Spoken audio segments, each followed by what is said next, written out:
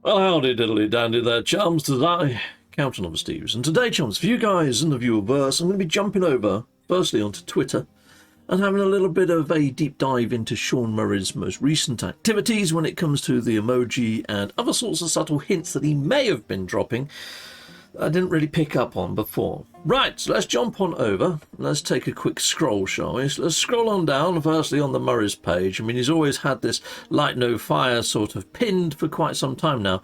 Previously, he used to pin the biggest update of the year for No Man's Sky, which, since he pinned this, and he pinned it, a little while back, people thought we was going to see the release of the game a lot sooner than what we have, but we haven't.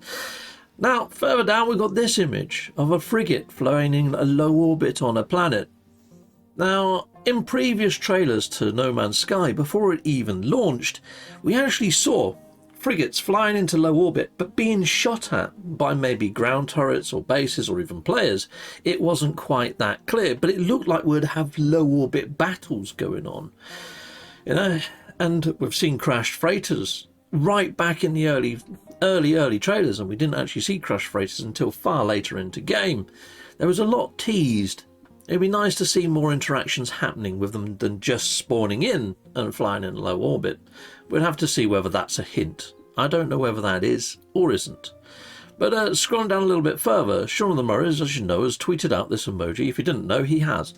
Okay, it's a little planet. It's a Saturn. Now, he tweeted out an Earth emoji, like the actual globe of the Earth, when we had Worlds Part 1. This might signify that it's another planetary update. Worlds Part 2, these worlds might be slightly more alien and Earth-like planets. In Worlds Part 1, we got some really lush gardeny type planets appear with flora that's actually animals and stuff like that. So flora that is fauna, which is really quite nice, but it still looked quite Earth-like, the planet changes that we had. We had floating islands added with waterfalls. I think this is more of a hint that this is more of an alien off-world than Earth, But anyway, it could be that it's to do with gas giants, because Saturn is like a gas giant in a roundabout way. I mean, it's liquid, is lighter than water, or is it heavier? I can't remember. But anyway, the weird thing with Saturn is it's got this weird hexagon shape on the top of it. There's quite a lot of strange conspiracies linked with this hexagon-y type shape, because when you've got like a 3D cube and you look at it at a certain angle, it looks like a hexagon type shape. And there's these black cubes dotted around our world. And it's very unusual. And people tie the black cube to the black sun conspiracy. And if you want to look into it even deeper than that, they even link it to an old Arcanian god called Moloch, which is to do with sacrifice. Very ritualistic stuff. Now, inside the Cursed Expedition, we had to make elixirs of blood through sacrificing these jellyfish creatures. So it does make you wonder whether there's some sort of connection or tie-in. But even odder, I was wondering whether it might be that this update, expedition, or whatever's coming out might be called No Man's Sky Curiosity. I mean, it's got me feeling rather curious about all this stuff, but I think it's more likely Worlds Part 2. But, it's been retweeted by the Curiosity Telescope. But anyway, it could be a loose tie-in. In Greek mythology, now the only reason I'm pointing to Greek mythology on this is because pretty much every single character inside of No Man's Sky is named after a Greek god or titan or character. Inside the Nexus, it's full of them. You've got Tethys, you've got Helios, etc., etc. The list goes on. All of them are named after Greek mythology.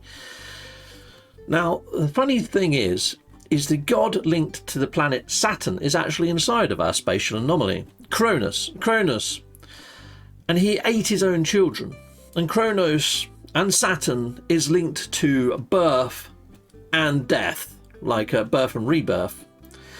It's kind of like a cyclical thing. We have a celebration, or used to, pagan celebrations, Greek mythology celebrations, called Saturnalia, which happens at the end of the harvest, around August time. And it was to mark the death of one season, the start of a new season. So it kind of ties in to quite a lot when you look at Hermeticism and the esoteric and the occultic world. Now, Hello Games has touched on the occultic world, what with the Hermetic Seal. as part of Hermes and the Hermeticism and geognostics and the whole sort of occultic cycle. Is there nods to some sort of... I've already made this connection that we might see the cursed expedition, the creatures from the cursed expedition, come into the game permanently. But it is sort of going down this path of oddness towards the Void Mother and the occultists and don't drink of the water, where you become part of the cult in a roundabout way. Yeah, the lore has got subtle undertones of Hermeticism and the esoteric. So who knows? Do they know of all of this? Do they know of all these astrological connotations and links? I'm sure they probably do. It's just too many coincidences for it to be anything less than coincidence. It's got to be. But at the same time, I don't think they want to draw too much of that into the game, so I've done it in a very loose and vague way. But I still see connections to this whole Saturn, Kronos, and the Greek mythology. But I just think that it's the simple thing, people, is if you wanted to tweet out Worlds Part 2, how would you do it? How many emojis have you got to choose from? How many different planet emojis are there? There's the Earth emoji, there's a moon or a crescent moon, and then there's Saturn. That's pretty much your choices. That's pretty much your choices. I don't think it's any deeper than that, and I think me trying to link it to Greek mythology and all that sort of shenanigans and Hermeticism is a step too freaking far. Okay? So let's wind it back a bit. Back to Sean Murray watch. Okay, let's scroll on down. But it's still there on the peripheral. Sean of the Murrays has also put out these 3 emojis in a line. He did this for Worlds Part 1. He's done it countless times in the past. He's done it for 2 apples as well. At one point, a green apple and a red apple. And everybody's like, well, what does it mean? Blah, blah, blah. But in the past, I've linked this to how many sleeps there are until we either get far more news about the update, like a trailer drop, or the update actually drops. But considering that he done this, on the 24th of January, and what are we on now? We're on the 27th. That means something's probably going to happen today, if the free sleeps analogy is correct. So now I'm wondering whether this means a content update, along with patch notes, and along with a trailer. I'm grasping at straws. You know, Sean Murray's emojis are more cryptic than the Voynich manuscript. If you haven't heard of the Voynich manuscript, do a little Google and you'll see what I mean.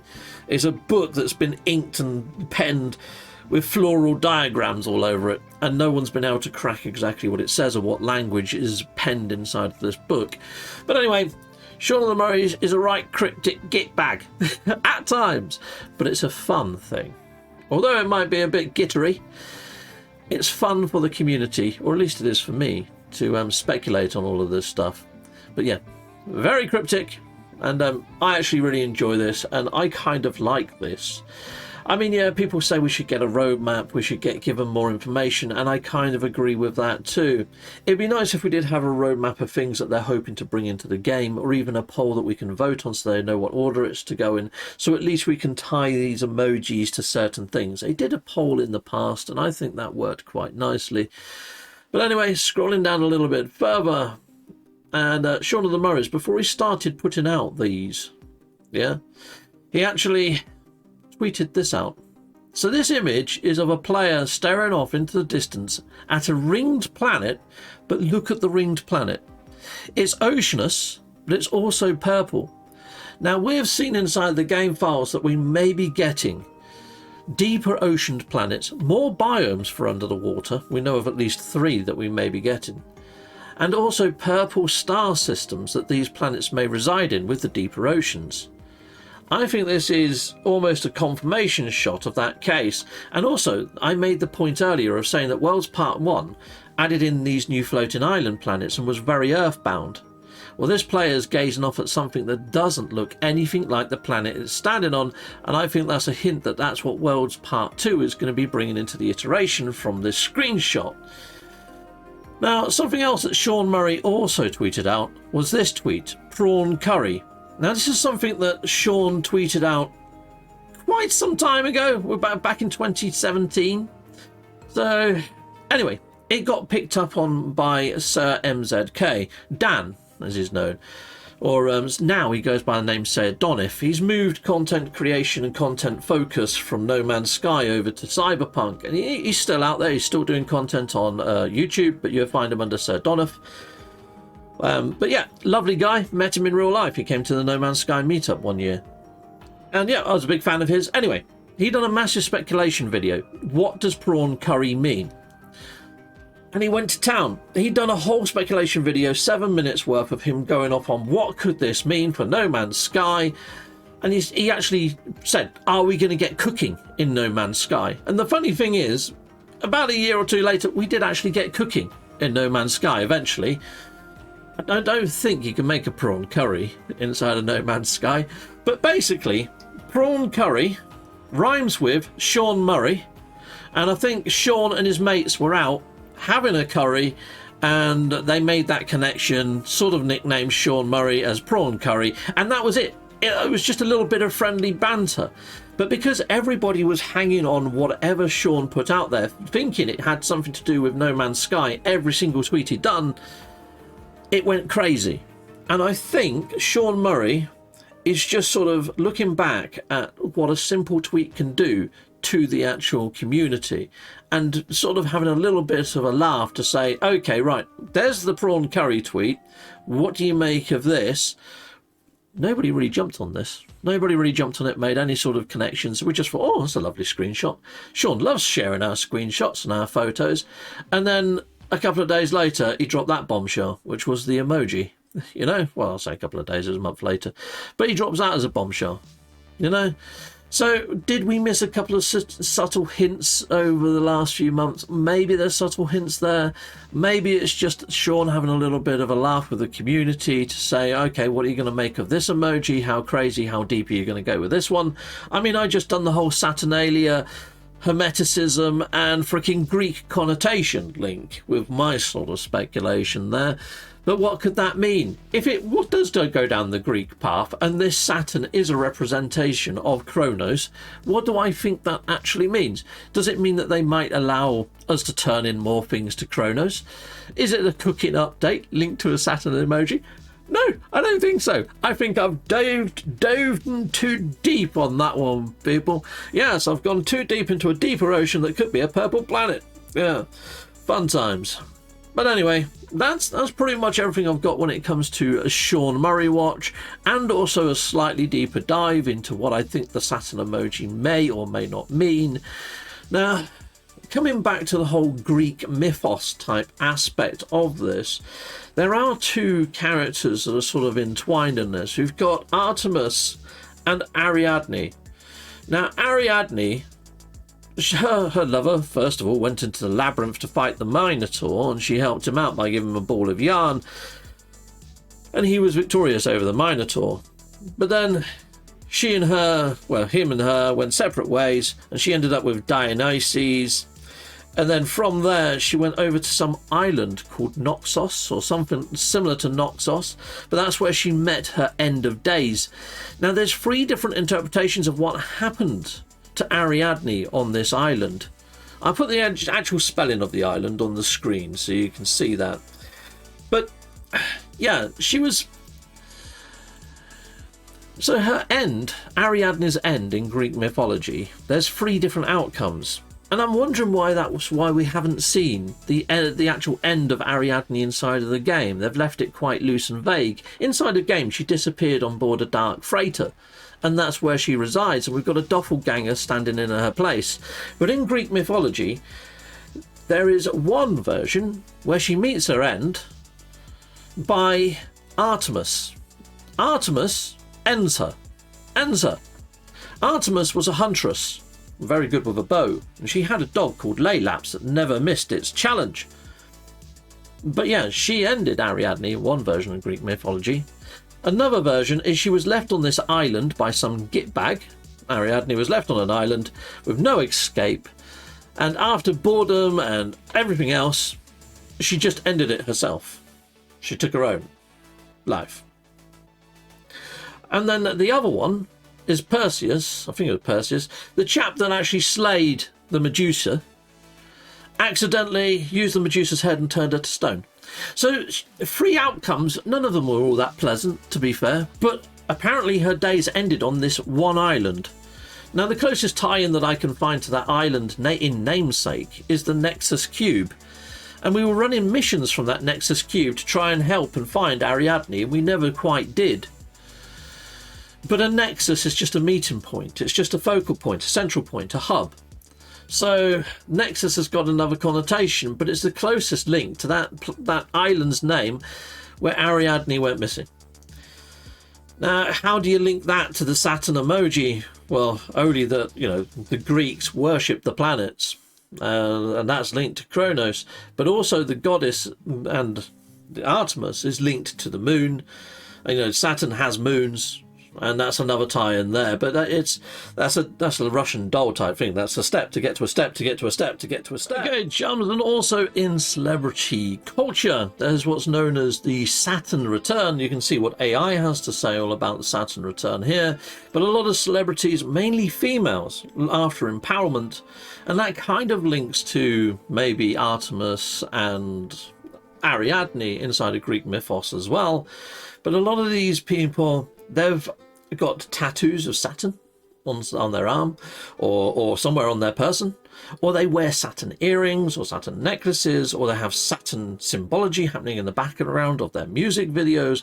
But a Saturn return is understanding that the position that Saturn is in at your year of birth has a massive, great big effect on your life, and putting your energy out there to Saturn can be very transformative.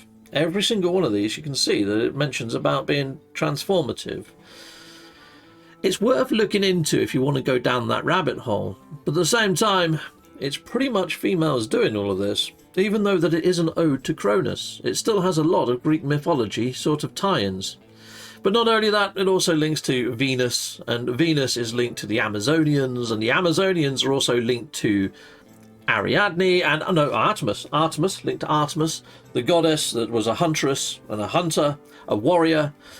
The Amazonians actually built a temple in Turkey to Artemis, a massive great big temple. It was one of the 7 wonders of the world before it got burnt down.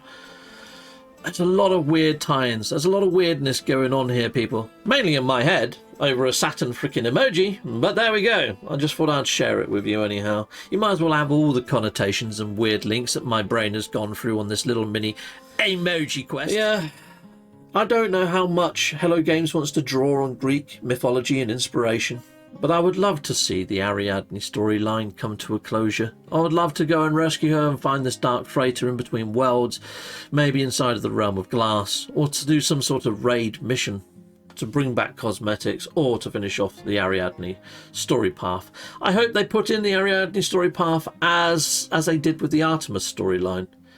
That's what I'm hoping for anyway. I kind of hope that every single NPC inside of the actual spatial anomaly had their own backstory, like mini side adventures that we can go on, almost like expeditions that we can run anytime we want.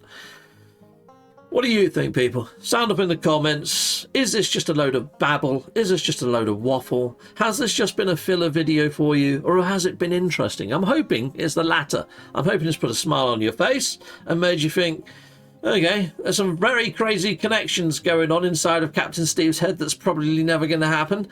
But, you know, thumbs up anyway. Well, simple emoji that Sean Murray can put out there can proper prawn curry someone's mind. Prawn curried my mind. Until next time, goodbye, and goodbye again.